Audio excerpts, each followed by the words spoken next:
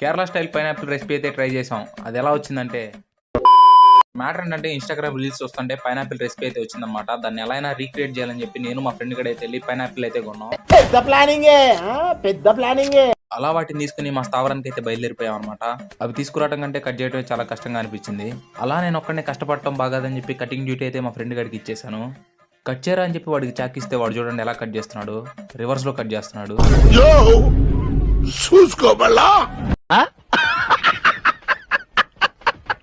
అలా ఇద్దరం సమానంగా కష్టపడిన తర్వాత ఫైనల్ అవుట్పుట్ అయితే ఎలా వచ్చింది. శ్రోతలకు మరొక విషయం, ఇది నిపుణుల పర్యవేక్షణలో చేయబడుతుంది. దయచేసి ఇంట్లో ఎవరు ట్రై చేయవద్దు. అలా మనం తీసుకోవాల్సిన జాగ్రత్తలన్నీ తీసుకున్న తర్వాత ముందుగా మనకు కావాల్సిన వస్తువులు సాల్ట్ అండ్ కారం.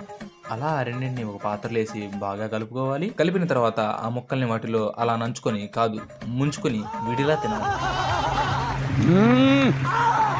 జంపర్ మే బంపర్. వీడిని చూసారా ఎంత ప్రేమగా తినిపిస్తున్నారో. అంత లేదండి, నేను ఎక్కడ తప్పించుకుంటా అని టెన్షన్తో పెడుతున్నాడు వాడు. మనం నాశనం అయిపోయినా పర్వాలేదు, పక్కాడు బాగుపడకూడదు. అదేరా మన Indian psychology. I love you. అలా సక్సెస్ఫుల్ గా మా ఎక్స్పెరిమెంట్ అయితే కంప్లీట్ చేసేసాం. అలానే మీరు వెళ్లే ముందు ఈ వీడియోని లైక్ చేసి మన ఛానల్ సబ్స్క్రైబ్ చేసుకోవడం మాత్రం మర్చిపోకండి.